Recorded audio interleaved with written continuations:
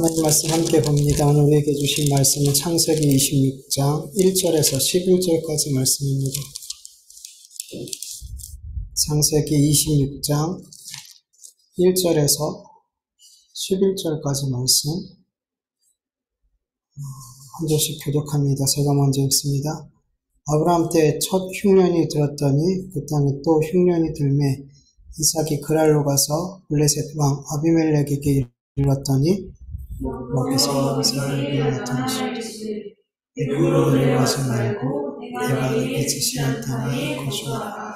이 땅에 거류하면 내가 너와 함께 있어 내게 복을 주고 내가 이 모든 땅을 너와 내 자손에게 주리라. 내가 내 아버지 아브라함에게 맹세한 것을 이루어 내 자손을 하늘의 별과 같이 번성하게 하며 이 모든 땅을 내 자손에게 주리니 내 자손으로 말미암아 천하 만민이 복을 받으리라. 이는 아브라함이 이 말을 순종하고 내 명령과 내 계명과 내 율례와 내 법도를 지켰음이라 하시니라. 이삭이 가나안에 거주하였더니 그곳 사람들이 그의 아내에 대하여 물으매 그가 말하기를 그는 내 누이라였으니 리브가는 보기에 아리따움으로 그곳 백성이 리브가로 말미암아 자기를 죽일까요? 그는 내 아내라 하기를 두려움이었더라. 이삭이 거기 오래 거주하였더니 이삭이 그 아내 리브가를 떠난 곳을 블레셋 왕 아비멜렉이 창으로 내다보자. 이 아비멜렉이 이삭을 불러 이르되 분명 내 아내이거늘 어찌 내 누이라 하였느냐. 이삭이 그에게 대답하되 내 생각에 그로 말미암아 내가 죽게 될까 두려워하였으므로다. 아비멜렉이 너가 어찌 우리에게 이렇게 행하였느냐. 이손 중 하나가 내 아내와 동침할 뻔하였도다. 내가 죄를 우리에게 입혔으리라. 같이 읽습니다. 아비멜렉이 이에 모든 백성에게 명하여 이르되 이 사람이나 그의 아내를 범하는 자는 죽으리라 했더라. 아멘. 오늘 본문 말씀을 보면 이삭의 삶에 아브라함의 모습이 아브라함의 어떤 하나님의 말씀을 순종하지 못함으로 말미암아 짓게 되는 여러 가지 죄악된 삶, 잘못된 선택들이 이렇게 보여지잖아요. 오늘 본문 2절 말씀을 보면은 하나님께서 이삭에게 찾아오셔서 이렇게 말씀하세요. 애굽으로 내려가지 말고 내가 내게 지시한 땅에 거주하라. 이렇게 말씀하셨어요. 블레셋 땅 그랄에 도착한 이삭은 지금 애굽으로 내려가는 길이었어요. 왜 애굽으로 내려가려 했죠? 1절을 보니까 아브라함 때 아주 극심한 가뭄이 들었잖아요. 근데 다시 이삭 때에도 그런 극심한 가뭄이 흉년이 임하게 된 거예요. 그래서 이 흉년을 피해서 이삭은 물이 풍부한 애굽 땅으로 이렇게 내려가려고 했던 거죠. 아브라함과 지금 똑같은 상황에서 똑같은 결정을 하게 된 거죠. 그리고 본문 6절에서 7절을 보면 이삭이 그랄 땅에 거주하게 되는데 이삭이 그랄 사람들에게 자기 아내를 자기의 누이라고 거짓말을 하게 돼요. 7절의 세번역으로 보면 그곳 사람들이 이삭의 아내를 보고서 그에게 물었다. 그 여인이 누구요? 이삭이 대답하였다. 그는 나의 누이요. 그는 나의 아내요라고 말하기가 무서웠다. 이삭은 리브가가 예쁜 여자이므로 그곳 사람들이 리브가를 빼앗으려고 자기를 죽일지도 모른다는 생각을 했기 때문이다. 이렇게 말씀하고 있어요. 여러분, 아브라함의 삶에 있었던 어떤 불신앙의 모습들, 잘못된 선택들, 이것이 마치 거울처럼 이삭의 삶에도 좀 이렇게 똑같이 나타나는지 모르겠어요. 어떻게 이렇게 이삭의 삶에 아버지의 그 죄된 모습, 그 불신앙의 모습이 그대로 이렇게 나타나게 되는 걸까요? 여러분, 자녀들이 부모의 삶을 볼 때 정말 밉고 싫은 모습이 있잖아요. 그 모습이 이제 자녀들한테는 상처가 되기 때문이죠. 그 부모의 밉고 싫은 모습에 대해서 나에게 상처를 주는 그런 모습에 대해서 자녀들은 당연히 닮고 싶지 않겠죠. 그러면서 마음속으로 나는 부모님의 저런 모습처럼은 되지 않을 거야. 난 저렇게 살고 싶지 않아.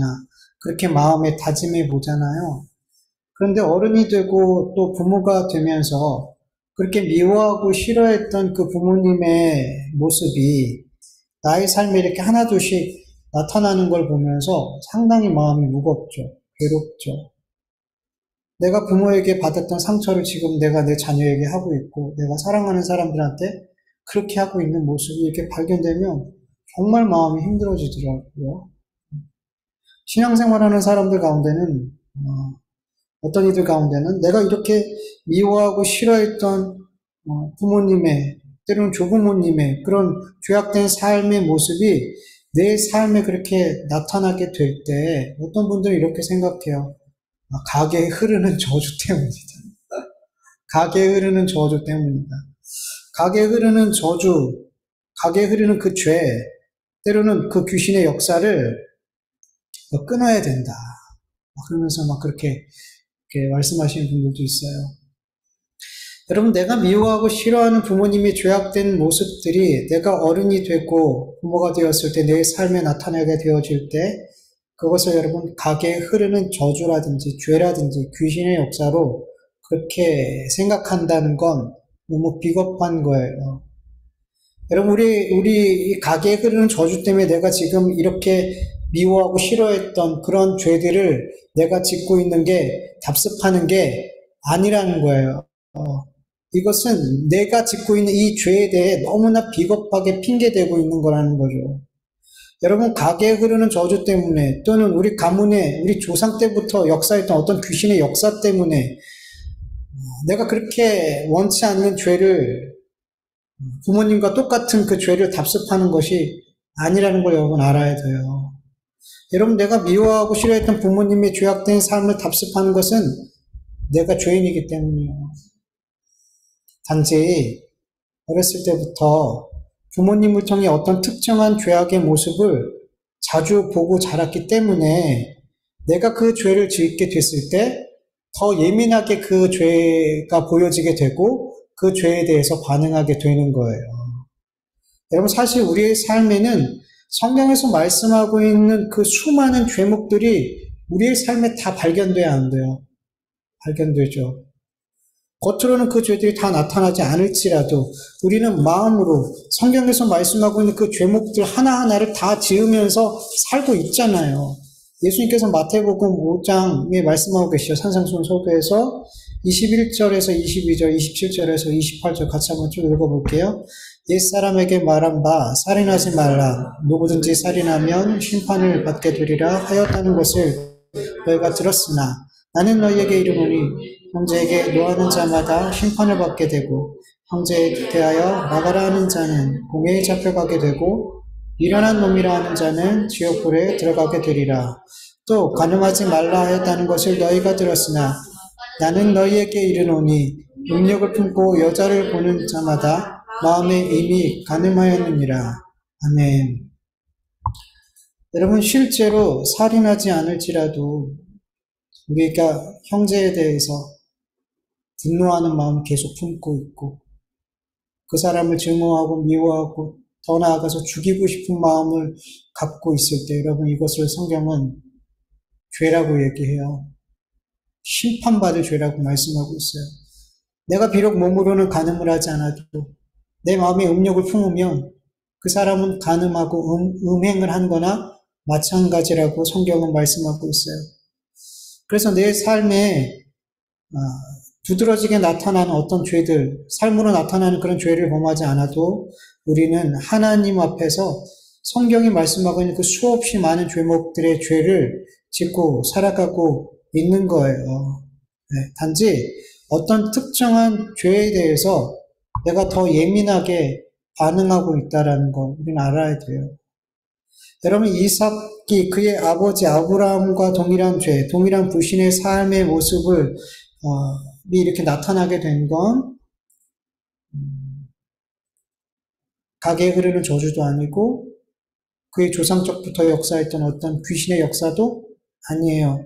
성경은 아브라함과 이삭의 삶에 동일하게 나타나는 그 죄악과 불신앙의 모습을 통해서 우리들 안에 역사하고 있는 이 죄가 다 동일하다라는 걸 보여주고 있는 거예요. 아브라함 안에 있는 죄나 이삭 안에 있는 죄나 저와 여러분 안에 있는 죄는 다 동일한 죄라는 거예요. 아브라함과 이삭이 지었던, 우리가 성경에서 읽었던 이런 상황 속에 우리가 놓이면 여러분, 우리도 어떻게 한다는 거예요? 그들 안에 동일하게 있었던 그 죄가 우리 안에도 동일하게 있더라는 거예요. 그래서 우리 역시도 그 가뭄을 피해서 애굽으로 가고, 나 살고자 내가 사랑하는 사람이 어떻게 되든 그런 삶을 우리가 살 수 있더라는 거예요. 왜? 아브라함과 이삭 안에 있는 죄가 나에게도 동일하게 역사하고 있기 때문이라는 거예요. 그걸 성경은 말씀하고 있는 거예요. 인간 안에 있는 죄는 계속해서 하나님을 불신하고 세상을 의지하게 만들고, 인간 안에 있는 모든 죄는 나의 지혜와 나의 경험을 하나님 말씀보다 더 옳은 거라고 여기고, 내 안에 있는 죄는 아브라함과 이삭과 그리고 우리 안에 있는 죄는 그렇게 끊임없이 하나님이 아닌 내가 주인 되는 삶을 살게 만든다는 거예요. 그래서 내가 그렇게 미워하고 싫어하는 그 부모님의 죄된 모습이 누구에게도 발견되는 거예요. 그 죄가 동일하게 내 안에 있기 때문에 나에게도 발견되는 거예요. 옆집 아저씨, 옆집 아줌마에게도 발견되는 거고, 그 죄들이 집사님, 권사님, 장로님, 목사님 가정에게서도 발견되는 거예요. 왜? 우리 안에 있는 죄는 다 동일한 죄예요. 하나님과의 관계를 끊어내고 내가 주인 되는 삶을 살려고 하는 그 죄는 우리 안에 동일하게 있더란 말이에요. 그리고 동일하게 역사한단 말이에요. 가게에 흐르는 저주 때문이 아니라. 여러분, 우리 그리스도인들은 어떤 특정한 죄와 싸우는 사람들이 아니에요. 그 어떤 특정한 죄만 끊어내면 되는 게 아니란 말이에요. 여러분, 정말 어떤 특정한 죄만 끊어내면, 소위 가게에 흐르는 저주가 끊어내면, 여러분, 그 다음에 이제 문제가 해결된 건가요? 또 있죠. 깜짝 놀랐네. 그리고 정말 그런 죄들을 끊어내면 우린 다음에 그 똑같은 죄를 짓지 않을 수 있냔 말이죠. 우리 그리스도인들은 어떤 특정한 죄만을 끊어내고 어떤 특정한 죄와 싸우는 존재가 아니에요. 여러분, 마귀는 우리 그리스도인들이 어떤 특정한 죄에 되게 집착하고 예민하게 만들어요. 알아야 돼요, 여러분. 우리가 어떤 특정한 죄에 집착하고 예민하게 되어질 때 어떤 현상이 나타나냐면, 내가 짓고 있는 다른 수많은 죄들에 대해서 가볍게 여기거나 심지어는 인지를 못하고 계속 그 죄를 짓게 돼요. 어떤 특정한 것에, 어떤 특정한 죄에 우리가 집중하고 그 특정한 죄와 막 열심히 치열하게 막 싸우잖아요. 그러면 내가 정말 하나님과의 관계가 막 이렇게 위태롭고 끊어지게 될 것 같은 그런 큰 죄들을 막 짓고 있는데 그 죄가 안 보여요. 잘 인지가 안 돼요. 그럼 계속 그 죄를 짓고 있어요. 어떤 특정한 죄에만 막 집중해서 그 죄에만 막 씨름하고 있으면. 마귀가 그렇게 만들어요.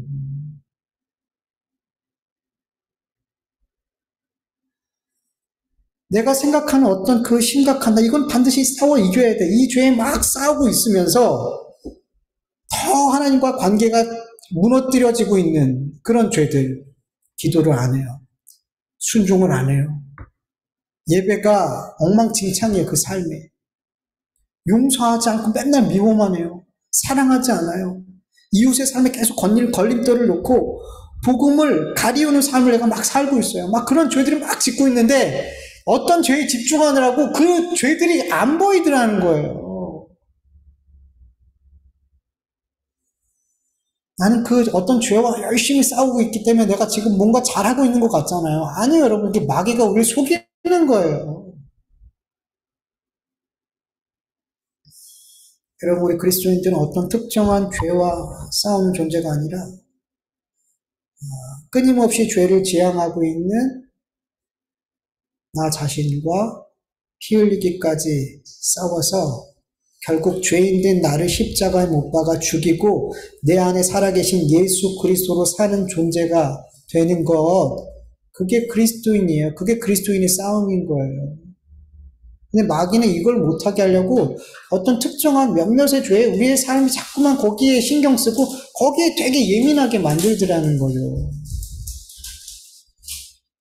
여러분, 우리 그리스도인들은 나의 죄됨을 인정하고 어떤 특정한 죄가 아니라 내 삶에 내가 죄인이라는 것을 계속 드러내는 그 모든 죄들에 대해서 예민하게 반응하고 그 죄들과 싸워서 그 죄들을 자꾸만 십자가에 못 박는 일을 계속 감당해야 되는 거예요, 여러분. 여러분, 핑계 대지 마세요. 내가 짓는 여러 가지 죄에 대해서 핑계하지 마세요. 다 내 안에서 나오는 거예요, 여러분. 누구한테 핑계요? 내가 짓고 있는 그 죄를 도대체. 그래서 그리스도인들은 나의 죄인됨을 계속 인정해야 돼요. 인정이 안 되니까 자꾸 핑계대는 거거든요. 그리고 내 삶에 드러나는 그렇게 나의 그 구체적으로 드러난 그 죄들과 계속 어떻게 해야 돼요? 싸워야 되는 거예요. 그럼 여러분, 우린 나로부터, 이 죄인된 나로부터 나오는 이 수많은 죄들과 어떻게 싸워 이길 수 있을까요? 우리 그리스도인들이 다 경험해서 알다시피 내 안에서 나오는 이 죄들과 싸우는 것 쉬워요, 안 쉬워요? 너무 어렵죠. 바울도 이렇게 고백하잖아요. 로마서 7장 22절에서 24절. 내 속사람으로는 하나님의 법을 즐거워하되 내 지체 속에 다른 한 법이 내 마음의 법과 싸워 내 지체 속에 있는 죄의 법으로 나를 사로잡는 것을 보았다. 오라 나는 공고한 사람이로다. 이 사망의 몸에서 누가 나를 건져내랴. 이 바울의 탄식이에요. 바울은 끊임없이 죄를 짓게 하는 이 몸을 무슨 몸이라 그래요? 사망의 몸이라고. 사망의 몸. 늘 죄를 지향하는 이 사망의 몸으로 인해 끊임없이 죄에 사로잡히는 삶을 살게 되더라는 거예요. 이건 바울도 이 사망의 몸에서 자유할 수 있었어요, 없었어요? 바울조차도 주를 위해서 생명을 던지며 사역하는 이 바울조차도 이 사망의 몸에서 자유할 수가 없었어요. 죄에 대해서, 죄를 짓는 것에 대해서 자유할 수 없었어요. 이 사망의 몸에서 자유할 수 있는 날은 언제예요? 죽는 날이죠. 죽는 날이에요. 그러니까 얼마나 무서워요. 이 사망의 몸은 내가 내 숨이 끊어지는 날까지 나를 죄짓게 만들려고 해요. 우린 이 사망의 몸과 싸워야 되는 거예요. 그리고 얼마나 강력한지 내 삶을 그냥 죄로 사로잡아 버릴 수 있대요. 얼마나 강력한지. 이런 죄와 싸워 이기는 게 쉽냐고요. 우리 사망의 몸은 죄를 좋아하는데 이걸 거슬려야 되는데 본성을 거슬려야 되는데 정확히 말하면 여러분 쉬운 일이 아니라 우리의 힘으로는 못 이기는 거예요. 어떤 분들은 혹 죄와 싸워 이기는 것을 내 삶에 발견된 그 죄를 다시 짓지 않는 것, 그 죄를 다시 짓지 않는 것, 이게 싸움에서 이기는 거라고 말씀하시는 분들도 있어요. 일부는 맞지만 온전히 맞는 답은 아닌 것 같아요. 여러분, 우리가 죄와 싸워 이기는 것은 단순히 내 삶에 발견된 그 죄를 다시 짓지 않는 것, 거기서 끝나는 게 아니에요, 여러분. 그게 온전한 승리가 아니에요. 여러분, 우리가 경험해보지만 우리가 어떤 죄와 싸워서 그 죄를 당분간 안 지을 수 있죠. 안 지을 수 있어요. 그런데 그 죄를 훗날 또 다시 짓게 되는 나를 발견해요, 못 발견해요? 어김없이 발견하게 되더라고요.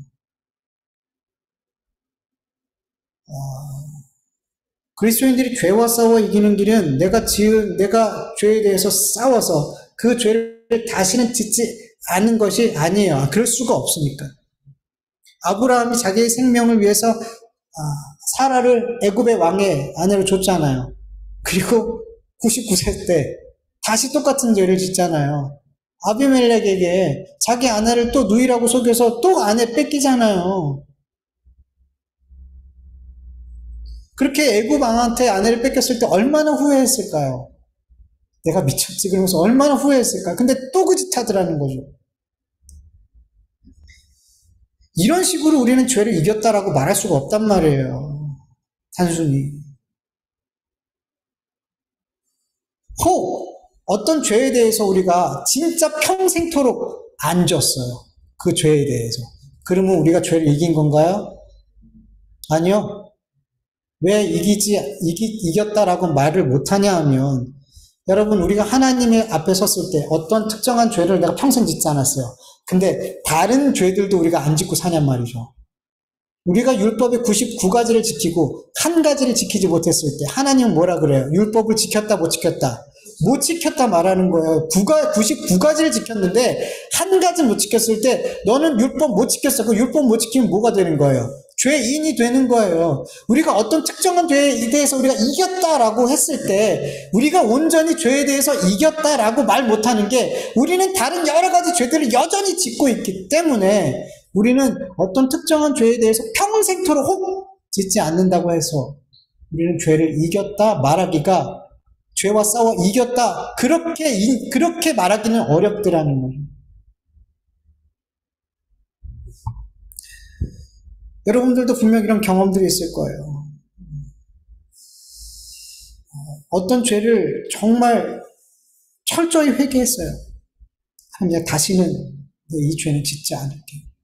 다시는. 어떤 경우에는 맹세하죠. 하나님, 제가 이 죄는 절대 짓지 않겠습니다. 지금 제 얘기하고 있는 거예요. 여러분들 얘기 말고 제 얘기. 그렇게 맹세까지 했어요. 근데 어느 순간 제가 그 죄를 또 짓고 있는 걸, 또 제가 고백하게 되는데, 그 죄를 제가 또 짓고 있는 거를 발견하게 되죠. 다시는 내가 도박하지 않겠다. 도박하고 있어요. 다시는 내가 다른 사람을 내 이익을 위해서 거짓말하지 않겠다. 근데 또 내 이익이 눈앞에 있으니까 거짓말을 하게 돼. 내가 다시는 음란에 빠지지 않겠다. 근데 어느 순간 내가 또 이상한 형상 앞에서 그러고 있더라는 거예요. 내가 다시는 술을 이것 때문에 패인 되지 않겠다. 근데 어느 순간 또 손을 덜덜 떨면서 술을 마시고 있어요. 내가 이 세상의 것들에 중독되지 않겠다. 근데 어느 순간 이 세상의 것 어떤 걸 붙잡고 그거에 목숨 걸고 있더라는 거예요. 내가 다시는 돈을 벌기 위해서 예배에 빠지지 않겠다. 근데 또 어느 순간 이거 너무 급해서요. 이 일만큼 해야 됐어. 그러면서 다시금 예배를 빠지기 시작하고, 그렇게 그 죄들을 또다시 짓게 됐을 때 그 절망감이 얼마나 큰지 몰라요. 우린 그런 존재라는 거예요. 어떤 죄를 안 짓겠다고요? 혹 그럴 수 있어도 우리는 또 다른 죄들을 또 그렇게 열심히 짓고 살아가고 있기 때문에 우린 죄를 이겼다라고, 우리가 싸워서 우리의 힘으로 이겼어요, 말 못해요, 여러분. 그렇다면 우리 그리스도인들 정말 죄와 싸워서 이길 수 있는 방법이 없을까요? 우리는 계속 이렇게 죄를 짓게 하는 사망의 몸에 사로잡혀서 살아야 되냔 말이죠. 그럼 분명 사망의 몸을 입고 살아가는 동안 우리는 끊임없이 죄와 싸우지만 그 죄에 패배당하는 경우가 더 많이 경험되어질 거예요. 그럼에도 불구하고 우리 그리스도인들이 죄와 싸워서 이겼다고, 그리고 앞으로도 계속 이길 거야. 나는 죄를 결국엔 이겨내. 이렇게 선포할 수 있는 이유가 뭐예요?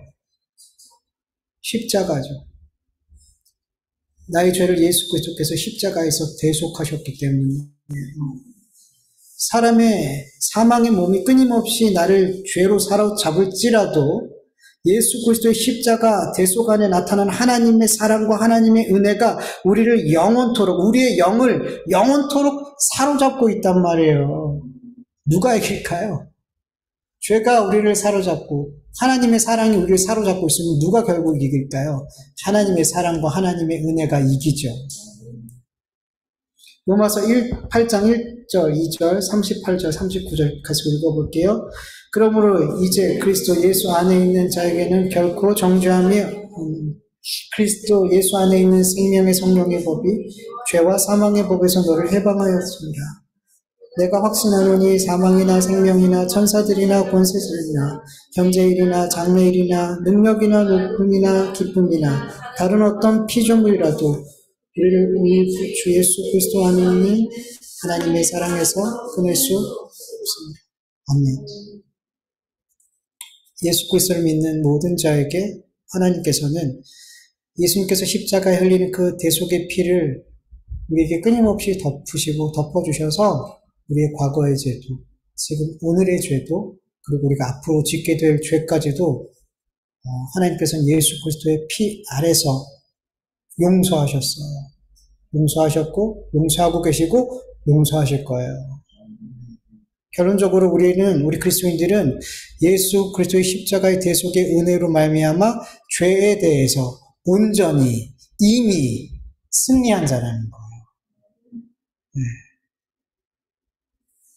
그러나 우리의 삶을 볼 땐 죄에 대해서 계속 패배하는 것처럼 보여요. 맞아요. 분명 우리의 삶에 드러난 많은 죄들과 싸우고 또 싸우지만 계속 우리는 패배를 경험하게 될 거예요. 네. 근데 여러분, 우리의 삶뿐만이 아니죠.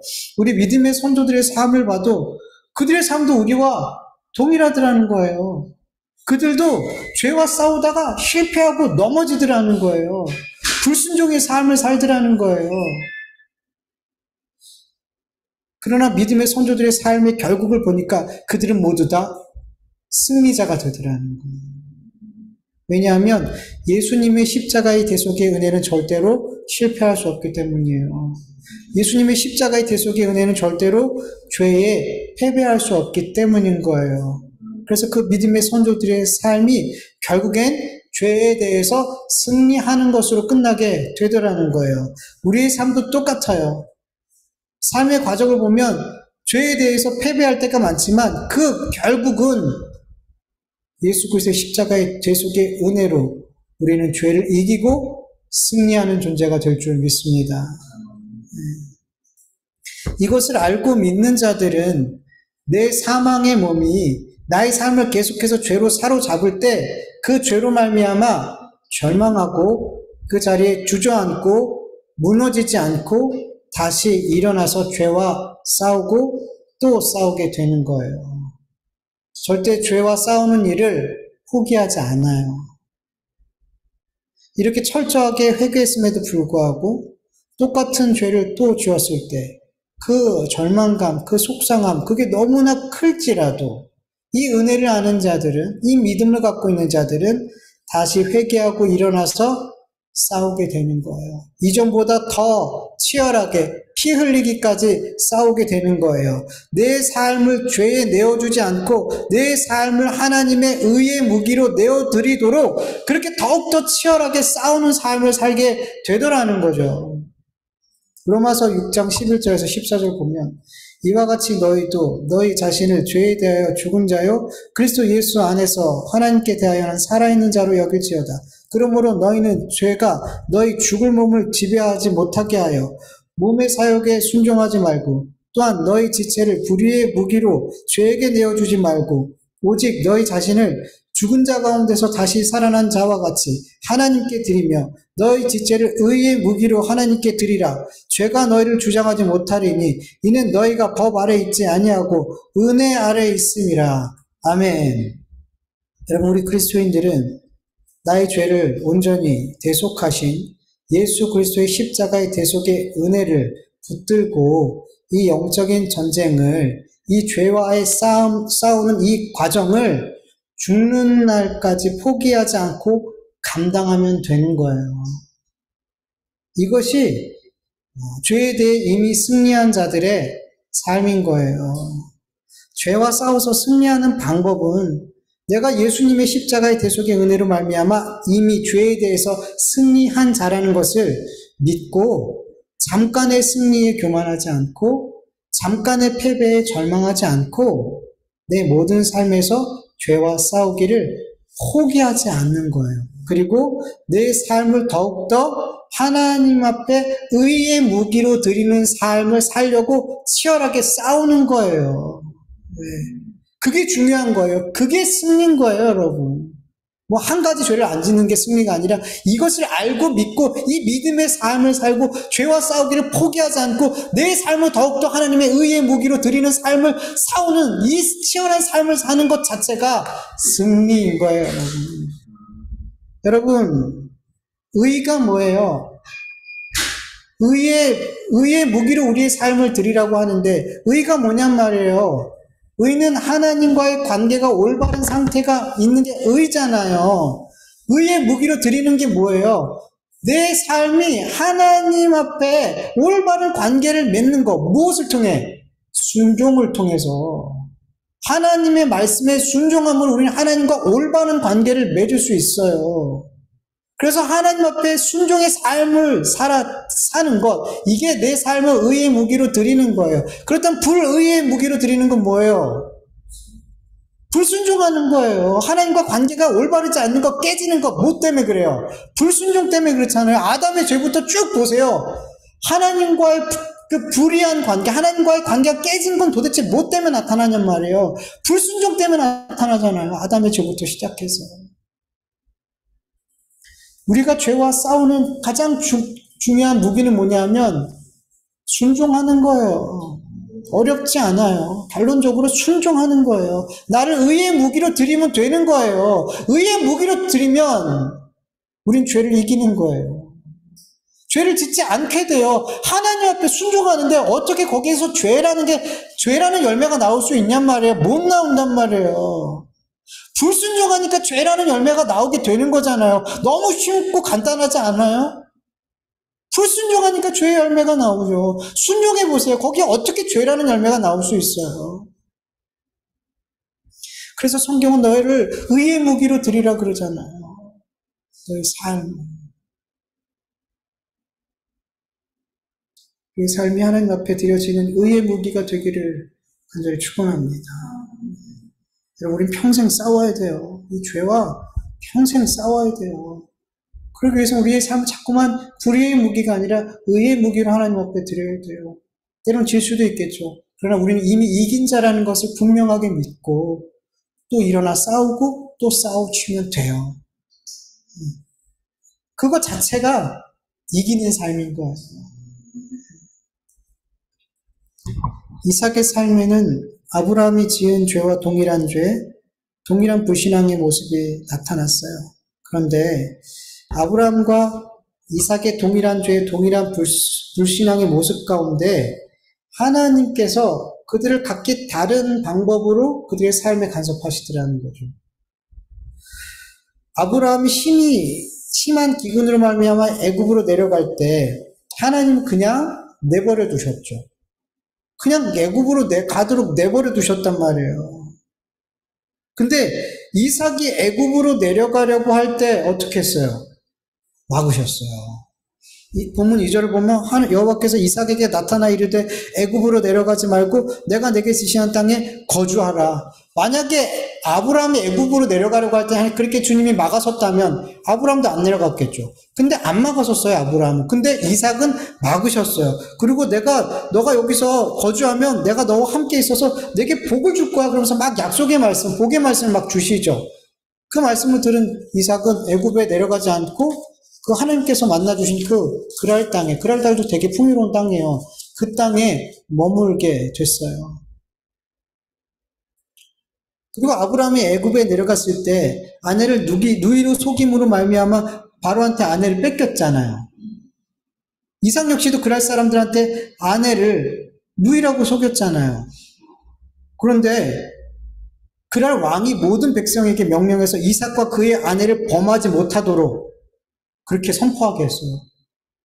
그래서 안전했어요. 아브라함과 이삭 모두 동일한 죄, 동일한 불순종을 했는데 왜 하나님께서는 그들의 삶에 다른 방법으로 간섭을 하시냐는 거죠. 왜? 아브라함보다 이삭을 더 사랑했기 때문에 하나님께서 이삭이 애굽으로 내려가는 걸 막으시고 그럴 사람에게 아내를 뺏기지 않도록 이렇게 보호해 주신 걸까요? 아브라함보다 이삭을 이만큼 더 많이 사랑해가지고. 또 이런 말도 있죠. 믿음의 1세대는 고난이 많아. 2세대는 조금 낫고 3세대는 복이야. 뭐 이런 말들 많이 하잖아요. 믿음의 2세대이기 때문에 하나님이 너는 조금 내가 경감해 줄게. 너의 그 신앙의 삶의 고통을 조금 줄여줄게. 이런 의미에서 하나님께서 그렇게 믿음의 2세대인 이삭에게 그렇게 막아주시고 보호하시는 은혜를 주신 걸까요? 아브라함과 이삭은 분명 똑같은 죄를 지었는데 왜 그 죄와 불신앙의 결과가 다르냔 말이죠. 인간의 눈으로 보면 되게 불공평해요. 불공평해 보여요. 근데 여러분 실제로 지금 우리 그리스도인의 삶에도 신앙의 공동체 안에도 이런 불공평한 모습들이 보여요. 보여요. 왜 나는 요만큼 죄를 짓고 저 사람도 요만큼 죄를 짓는데 나는 10대 때리고 이 사람은 한 대밖에 안 때리지? 이런 느낌 받을 때 있어요, 없어요?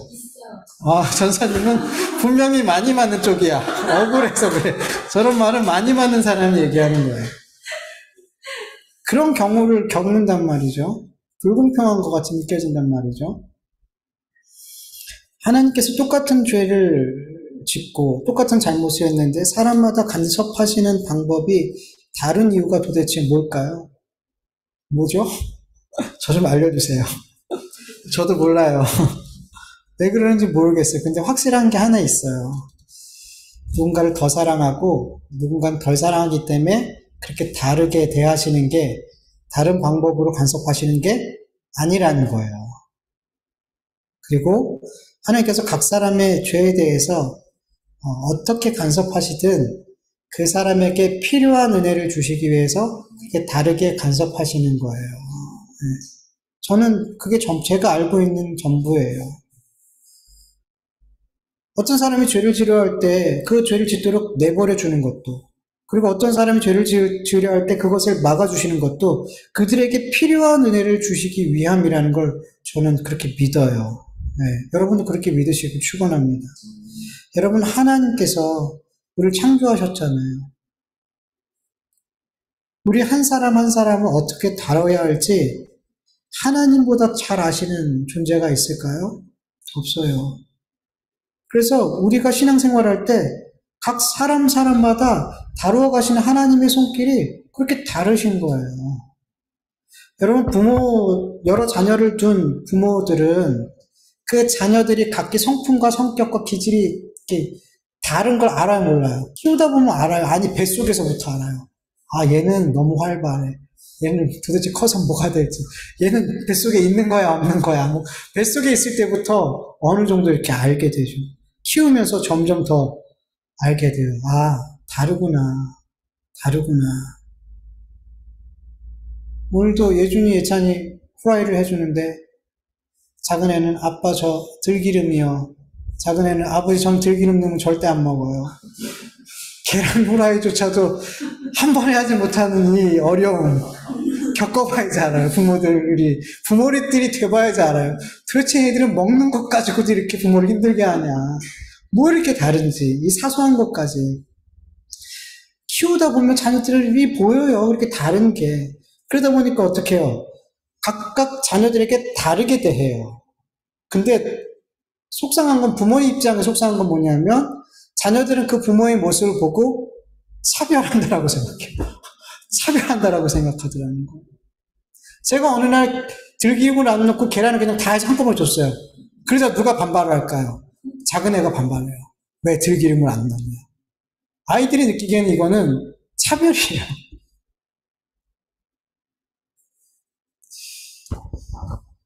물론 부모가 자식을 편애해서 다르게 대하는 부분들도 있어요. 근데 우리 그렇게 보지 말자고요. 속상하니까. 이런 많은 경우 편애하기보다 자녀에 대해서 잘 알기 때문이에요. 그래서 그 양육 방식이 달라요. 저희 가정도 예준이, 예찬이를 양육한 방식이 완전히 달라요. 똑같이 대했다가는 한 명 죽어요. 진짜로요. 그 삶이, 그 영이 죽어요. 똑같이 대하면. 똑같이 양육하면. 그래서 너무나 다르게 양육해요. 근데 자녀들의 편에서는 어떤 경우에는 엄마가 나보다 누굴 더 사랑해, 아빠가 누구보다 더 사랑해, 이렇게 편애로 보이고 때로는 차별로 느끼기까지 하더라는 거죠. 물론 그런 경우도 있어요. 없지 않아요. 그런데 다 그런 건 아니라는 거죠, 여러분. 여러분, 육신의 부모도 이렇게 각기 자녀들에 대해서 다르기 때문에 다르게 양육하는데 하물며 우리를 누구보다 잘 아는, 우리를 가장 잘 아는 하나님께서 우리 하나님의 자녀된 각 자녀들마다 그들에게 꼭 맞게 양육하시지 않겠냐는 거죠. 나를 향한 하나님의 양육의 방식이 어떠하든 여러분 원망하지 마세요. 불평하지 마시고요. 그리고 가장 중요한 거, 다른 성도님들과 비교하지 마세요. 비교함으로 말미암아 거기에서부터 하나님의 원망이 나오기 시작하는 거예요. 여러분, 못생긴 사람들만 모여있는 곳에서 살아봐요. 불평이 안 나요. 그때 예쁜 사람이 거기 한 명 오기 시작하면 거기서부터 문제가 생기는 거예요. 뭐 하니까? 비교하니까. 마귀는 얼마나 우리를 비교하게 하는지 몰라요. 여러분, 절대로 다른 성도들과 나를 비교하지 마세요. 하나님이 그 사람에게 맞게끔 양육하시는 거예요. 어떤 성도는 그렇게 나랑 비슷한, 아니 똑같은 죄를 졌는데 왜 저 사람의 삶은 그렇게 어려움이 없고 그냥 넘어가는 것 같은데 왜 나는 하나님의 이 죄에 대해서 이렇게 지지고 볶고 난리를 치시는 걸까? 그 죄에 대해서 나에게 대해서 지지고 볶고 난리를 치면 안 되기 때문에 그렇게 하시는 거예요, 하나님께서.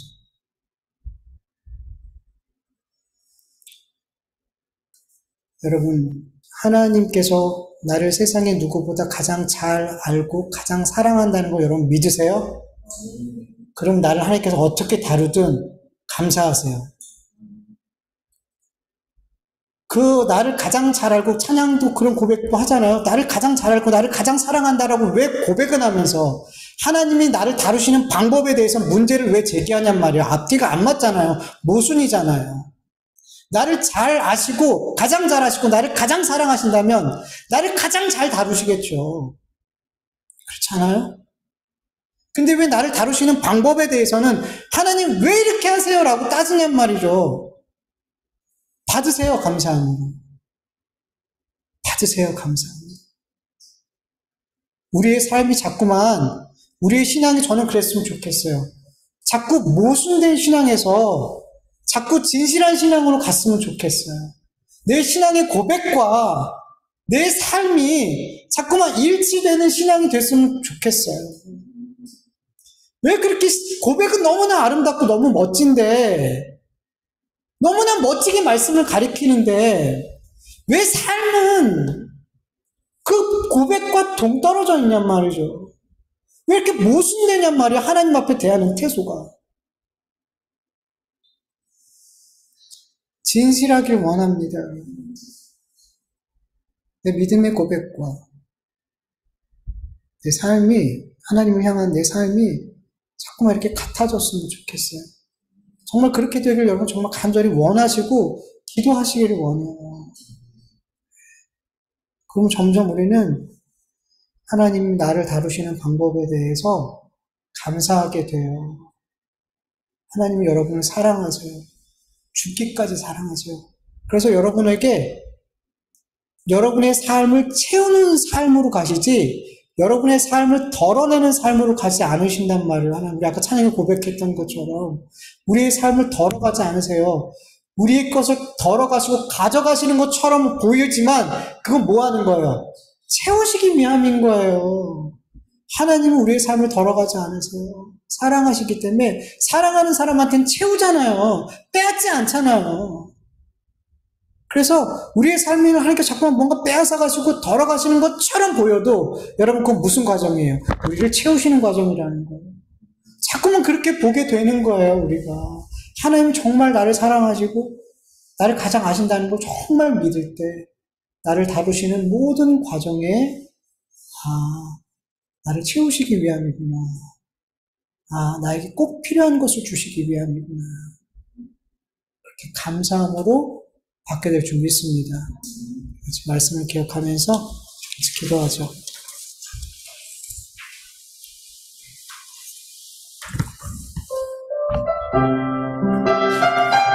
하나님 감사합니다. 오늘도 하나님 앞에 귀한 예배 올려드리게 하여 주시고 감사합니다. 하나님 앞에 우리의 찬송과 기도와 이 예배와 또 하나님 말씀 앞에 순종하는 삶을 드리게 하여 주시옵소서. 더욱 이 예배뿐만 아니라 우리의 삶에도 하나님 앞에 드려지는 예배의 삶이 되어줄 수 있도록 하나님 우리 모두에게 은혜를 베풀어 주시옵시기를 간절히 원합니다. 하나님 오늘도 주님의 말씀을 배웠습니다. 하나님 이 말씀이 우리의 영을 살찌우는 말씀이 되게 하여 주시옵소서. 우리의 육신의 삶, 우리의 옛사람의 삶은 죽이는 말씀이 되게 하시고 우리의 영의 속사람은 더욱 새롭게 되고 더욱더 살찌우는 말씀이 되게 하여 주시옵소서. 오늘 주신 말씀 가운데 한 말씀이라도 내 마음에 깊이 박혀지고 새겨져서 이 말씀이 나를 살려주시옵소서. 이 말씀이 나로 더욱더 이 좁은 길, 좁은 문으로 달려갈 수 있는 말씀이 되게 하여 주시옵시기를 간절히 원합니다.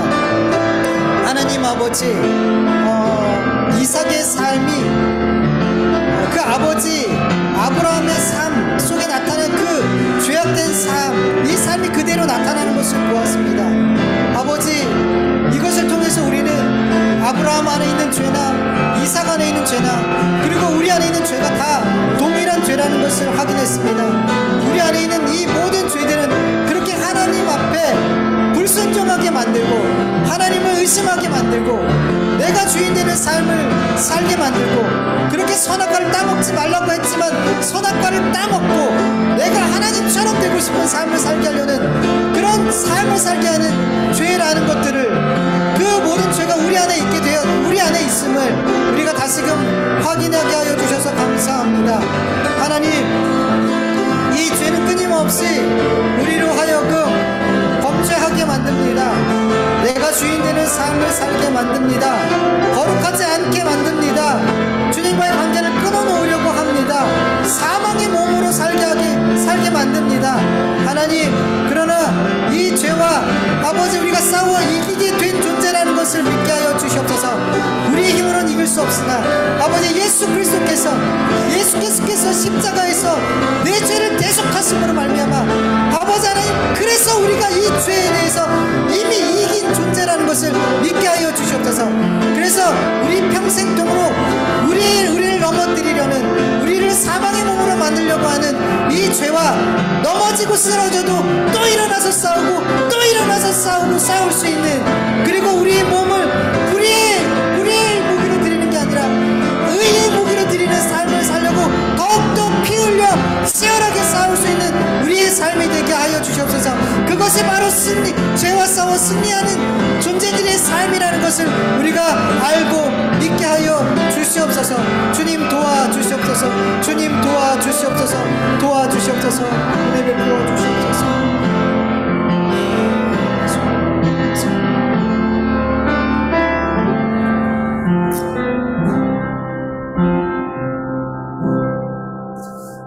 하나님 감사합니다. 오늘도 하나님 앞에 찬송드리고 기도드리고 예배드리게 하여 주셔서 감사합니다.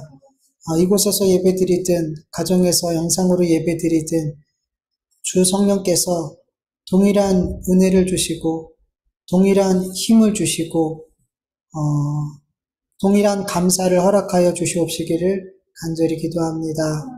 하나님, 말씀을 우리가 또 배웠습니다. 이 말씀 가운데 한 구절, 아니 한 단어라도 내 마음에 깊이 새겨져서 이 말씀이 우리를 살게 하여 주시옵소서. 이 말씀 한 절 한 절로 말미암아 우리가 하나님이 어떤 분인지를 더욱더 알게 하여 주시옵시고 나의 죄와 연약함을 더 깊이 볼 수 있도록 도와주시옵소서. 더욱 말씀을 사랑하길 원합니다. 주님을 사랑하길 원합니다. 그리고 이 말씀에 입술로만 사랑하고 이 말씀을 사랑한다 말하는 게 아니라 내 삶에서도 하나님의 말씀을 사랑하는 삶이 나올 수 있도록 도와주시옵소서. 하나님의 말씀을 사랑하는 것은 순종으로밖에 보여드릴 수가 없사오니 하나님, 저희가 이 하나님, 사랑하는 하나님의 말씀에 더욱 순종하는 삶, 그래서 내 삶이 의의 무기로 드려지는 삶이 되어질 수 있도록 은혜 베풀어 주시옵소서. 감사하며 예수님의 이름으로 기도드립니다. 아멘. 주님 가르쳐주신 기도로 예배 마치겠습니다. 하늘에 계신 우리 아버지시여, 이름이 거룩히 여김을 받으시오며 나라의 마옵시오며 뜻이 하늘에서 이루어진 것 같이 땅에서도 이루어지이다. 오늘날 우리에게 일용할 양식을 주옵시고 우리가 우리에게 죄 지은 자를 사하여 준 것 같이 우리 죄를 사하여 주옵시고 우리를 시험에 들게 하지 마옵시고 다만 악에서 구하옵소서. 대개 나라와 권세와 영광이 아버지께 영원히 있사옵나이다. 아멘.